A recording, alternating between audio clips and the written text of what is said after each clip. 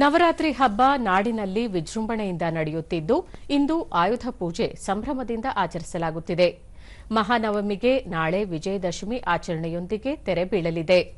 ನವರಾತ್ರಿ ಆಯುಧ ಪೂಜೆಯ ಸಂಭ್ರಮ ಕಳೆಗಟ್ಟಿದ್ದು ದೇವಾಲಯಗಳಲ್ಲಿ ವಿಶೇಷ ಪೂಜಾ ಕೈಂಕರ್ಯಗಳು ಭರದಿಂದ ಸಾಗಿವೆ. ಸಾರ್ವಜನಿಕರು ತಮ್ಮ ಮನೆಯಲ್ಲಿನ ವಸ್ತುಗಳಿಗೆ, ವಾಹನಗಳಿಗೆ ವಿಶೇಷ ಅಲಂಕಾರ ಮಾಡಿ ಪೂಜೆ ನೆರವೇರಿಸುತ್ತಿದ್ದಾರೆ. ಅಶ್ವಿನಿ ಮಾಸದ 9ನೆಯ ದಿನದಂದು ಅಂದರೆ ಮಹಾನವಮಿಯಂದು ಆಯುಧ ಪೂಜೆಯನ್ನು ಮಾಡಲಾಗುತ್ತದೆ. ದಕ್ಷಿಣ ಭಾರತದಲ್ಲಿ ಆಯುಧ ಪೂಜೆಗೆ ಹೆಚ್ಚಿನ ಮಹತ್ವ ನೀಡಲಾಗಿದೆ.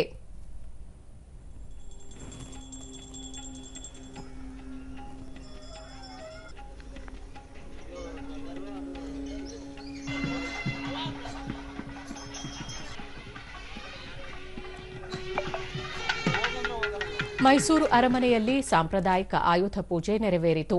ರಾಜಪರಂಪರೆಯಂತೆ ಯದುವಂಶಸ್ಥ ಯದುವೀರ ಕೃಷ್ಣದತ್ತ ಚಾಮರಾಜ ಒಡೆಯರ್ ಅವರು ದುರ್ಗಾಷ್ಟಮಿಯ ಪೂಜಾ ಕೈಂಕರ್ಯ ನೆರವೇರಿಸಿದರು.